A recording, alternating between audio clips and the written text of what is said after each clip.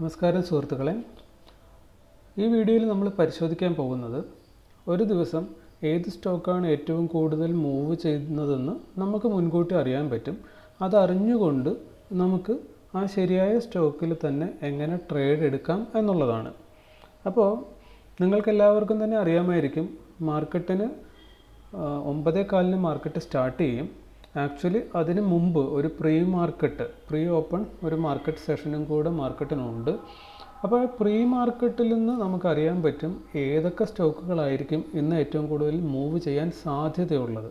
അതറിഞ്ഞിട്ട് അതിൽ നമ്മൾ ട്രേഡ് എടുക്കുകയാണെങ്കിൽ നമുക്ക് കുറച്ചും കൂടെ ബെറ്റർ ട്രേഡുകൾ, കുറച്ച് നേരത്തെ റിസൾട്ടും കിട്ടാനായിട്ടുള്ള സാധ്യത വളരെ കൂടുതലാണ്. നമുക്കൊന്ന് നോക്കാം അതെങ്ങനെ എടുക്കുന്നതെന്ന്. ഇത് NSE ഇന്ത്യയുടെ വെബ്സൈറ്റാണ്. ഈ സൈറ്റിൽ കയറി കഴിഞ്ഞാൽ NSE നാഷണൽ സ്റ്റോക്ക് എക്സ്ചേഞ്ചിനെ പറ്റിയിട്ടുള്ള, അതിൽ ട്രേഡ് ചെയ്യുന്ന ഷെയറുകളെ പറ്റിയിട്ടുള്ള കംപ്ലീറ്റ് ഡീറ്റെയിൽസും നിങ്ങൾക്ക് വേണ്ടതെല്ലാം ഇതിൽ നിന്ന് കിട്ടുന്നതാണ്. അപ്പോൾ ഇതിൻ്റെ ഹോം പേജിൽ നമ്മൾ ഓപ്പൺ ചെയ്ത് വരുമ്പോൾ ഇങ്ങനെ ഇരിക്കും. ഇതിൽ മാർക്കറ്റ് ഡാറ്റ, ഈ മാർക്കറ്റ് ഡാറ്റയിൽ പോയി കഴിഞ്ഞാൽ നമുക്കിവിടെ പ്രീ ഓപ്പൺ മാർക്കറ്റ് എന്ന് പറഞ്ഞിട്ടൊരു സെഷനുണ്ട്.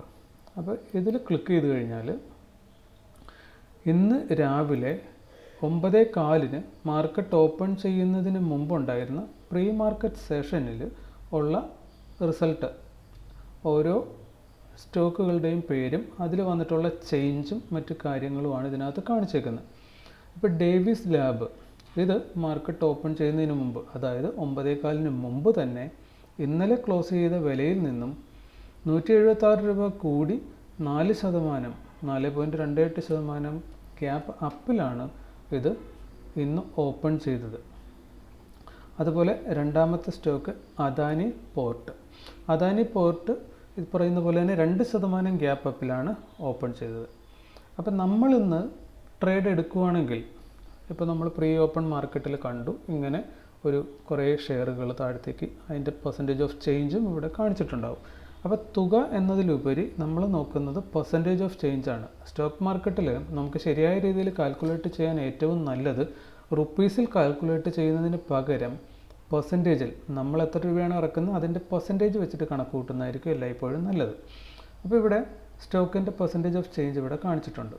അപ്പോൾ 2%, 3% ഒക്കെ വരുന്ന ഗ്യാപ്പ് അപ്പുകളെന്ന് പറഞ്ഞാൽ വളരെ നല്ലതാണ്. നമുക്കത് ഒത്തിരി ഗുണപ്പെടും. അത് മുന്നിലേക്ക് നമ്മളുടെ വീഡിയോസ് കണ്ടുകൊണ്ടിരിക്കുമ്പോൾ, ഇല്ല സ്റ്റോക്കിൽ ട്രേഡ് എടുത്തുകൊണ്ടിരിക്കുമ്പോൾ നിങ്ങൾക്കത് മനസ്സിലാവുന്നുണ്ടാവും. ഇത് ഏറ്റവും കൂടുതൽ ഗ്യാപ്പ് അപ്പ് കാണിച്ച ഷെയറുകളും, അതേപോലെ ഇത് ഏറ്റവും കൂടുതൽ ഗ്യാപ്പ് ഡൗൺ വന്നിട്ടുള്ള ഷെയറുകളുമാണ് ഇവിടെ കാണിച്ചിരിക്കുന്നത്. നമുക്കപ്പോൾ ഒരു കാര്യം ചെയ്യാം. ഇന്നിപ്പോൾ പ്രീ മാർക്കറ്റിൽ ഏറ്റവും കൂടുതൽ ഡൗൺ പോയിരുന്നത് അദാനി എൻ്റർടൈൻമെൻ്റ് ആണ്. ഇന്ന് മാർക്കറ്റ് ക്ലോസ് ചെയ്തതിന് ശേഷമുള്ള ഡാറ്റയും കൂടെ നമുക്കൊന്ന് നോക്കാം. ഇവിടെ നോക്കാം. ഇപ്പം നമ്മുടെ വാച്ച് ലിസ്റ്റാണ് നിഫ്റ്റി 50. ഇതിനകത്ത് നമ്മൾ 50 ഷെയറുകൾ എടുത്തിട്ടുണ്ട്. ഈ പെർസെൻറ്റേജ് ഓഫ് ചേഞ്ചിൽ നമ്മൾ ഒരു വട്ടം ക്ലിക്ക് ചെയ്ത് കഴിഞ്ഞാൽ ഇത് ഏറ്റവും കൂടുതൽ ചേഞ്ച് കൊടുത്തതും, രണ്ടാമത് ഞെക്കുമ്പോൾ ഇതേപോലെ ഏറ്റവും ഡൗൺ ആയ ഷെയറുകൾ നമുക്കിവിടെ കാണാൻ പറ്റും. അപ്പോൾ ഏറ്റവും ഡൗൺ പോയേക്കുന്ന 2.8% ഡൗൺ പോയിട്ടുണ്ട് അദാനി എൻ്റർടൈൻമെൻറ്റ്. നമ്മൾ കണ്ടു പ്രീ ഓപ്പണിലും അദാനി എൻ്റർടൈൻമെൻ്റ് ആയിരുന്നു ഒന്നാം സ്ഥാനത്ത്. അതായത് ഏറ്റവും കൂടുതൽ ഡൗൺ പോയതിൽ ഒന്നാം സ്ഥാനത്ത് അദാനി എൻ്റർടൈൻമെൻ്റ് ആയിരുന്നു. ഇനി അതിനകത്ത് നടന്നിട്ടുള്ള അതിൻ്റെ ആ ഗ്രാഫ് നമുക്കൊന്ന് എടുത്തു നോക്കാം. ഇപ്പോൾ നമ്മൾ കണ്ടു ഇവിടെ കുറേ ലൈൻസ് നമ്മൾ വരച്ചിട്ടുണ്ട്. ഇതെല്ലാം പ്രൈസ് ആക്ഷൻ ലൈൻസ് ആണ്. ഈ പർട്ടിക്കുലർ പ്രൈസിൽ ഓൾറെഡി മുന്നിലത്തെ ദിവസങ്ങളിൽ മാർക്കറ്റ് ഇവിടെ ഒന്നെങ്കിൽ റിജക്റ്റ് ചെയ്യുകയോ ഇല്ലെങ്കിൽ കൂടുതൽ ബൈയിങ് നടക്കുകയൊക്കെ ചെയ്തിട്ടുള്ള പ്രധാന പോയിന്റുകളാണ് നമ്മൾ വരച്ചേക്കുന്നത്. ഇന്നിവിടെ ഓപ്പൺ ചെയ്തു, അത് ഈ പർട്ടിക്കുലർ പ്രൈസ് ആക്ഷൻ ലൈനിനെ കട്ട് ചെയ്ത് താഴത്തേക്ക് പോയി, നെക്സ്റ്റ് ലൈനിനെയും കട്ട് ചെയ്ത് പിന്നെയും താഴത്തേക്ക് പോയി. ഇവിടെ നമ്മൾ നിങ്ങളോട് പലപ്പോഴും പറഞ്ഞു തന്നിട്ടുണ്ട്, ഒരു ലൈനിനെ കട്ട് ചെയ്ത് താഴത്തേക്ക് പോയാൽ പലപ്പോഴും അത് അടുത്ത ലൈനിൽ ടച്ച് ചെയ്യുകയോ, ഇനി അടുത്ത ലൈനിൽ ടച്ച് ചെയ്യുന്നില്ലെങ്കിൽ അറ്റ്ലീസ്റ്റ് ഈ 2 ലൈനിൻ്റെയും കൃത്യം മധ്യഭാഗത്തെങ്കിലും ടച്ച് ചെയ്യുകയോ ചെയ്യാറുണ്ടെന്നുള്ളത്. ഇവിടെ നമുക്ക് നോക്കാം. ഈ ലൈനിൽ നിന്ന് അടുത്ത ലൈനിലേക്ക് നമ്മൾ മെഷർ ചെയ്താൽ അതിൻ്റെ കൃത്യം മധ്യഭാഗം നമുക്കിവിടെ കാണാം. അവിടെ വന്ന് ഹിറ്റ് ചെയ്തിട്ടാണ് മാർക്കറ്റ് റിവേഴ്സ് ആയിരിക്കുന്നത്. മാർക്കറ്റ് റിവേഴ്സ് ആയി കഴിഞ്ഞാൽ ഇതിനെ കട്ട് ചെയ്ത് മേളിൽ കയറി, പിന്നെ നമ്മൾ കണ്ടു തിരിച്ച് ഈ ലൈനിൽ വന്ന് ഇടിച്ചിട്ടാണ് അത് റെസിസ്റ്റൻസ് എടുത്ത് താഴെ പോകുന്നത്. ഓക്കെ, അപ്പോൾ ഇതേപോലെയാണ് പ്രൈസ് ആക്ഷൻ വർക്ക് ചെയ്യുന്നത്. അപ്പോൾ ഇന്ന് പ്രീ ഓപ്പണിൽ ഏറ്റവും കൂടുതൽ ഡൗൺ ആയ ഷെയർ തന്നെയാണ് ഇന്ന് ക്ലോസിങ്ങിൽ വന്നപ്പോഴും ഏറ്റവും കൂടുതൽ ഡൗൺ പോയിരിക്കുന്നത്.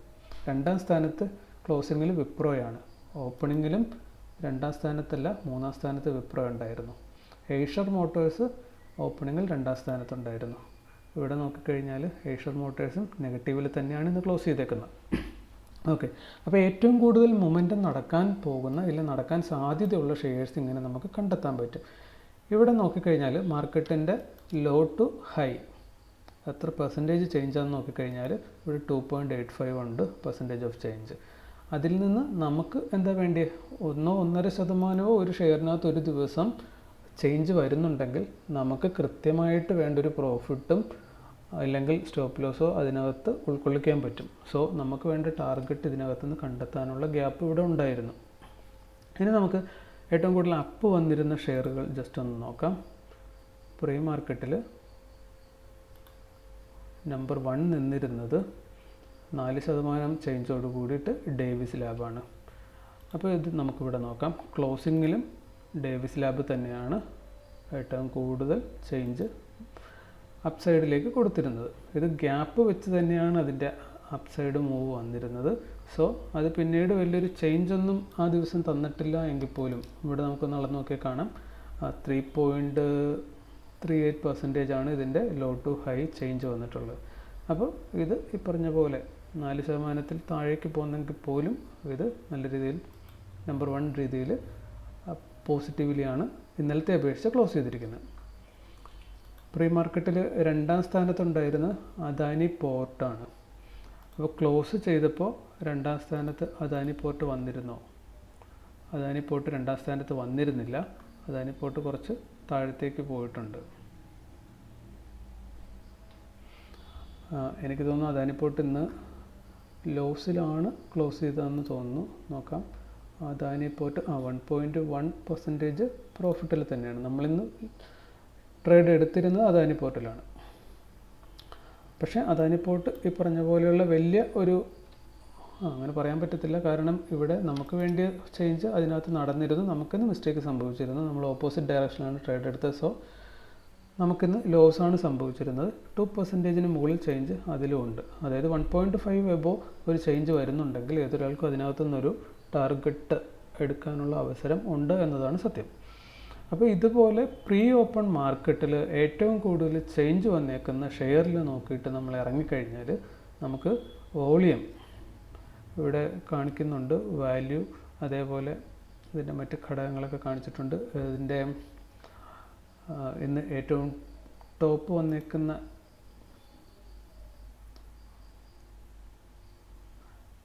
ഗെയിനേഴ്സ് ലൂസേഴ്സ് നമ്മൾ നോക്കിക്കഴിഞ്ഞാൽ വന്നേക്കുന്നതിനകത്ത് ഈ പറയുന്ന പോലെ ഇത് വന്നിട്ടുണ്ടാകും. അത് ഞാനൊന്നെടുത്ത് കാണിക്കാം.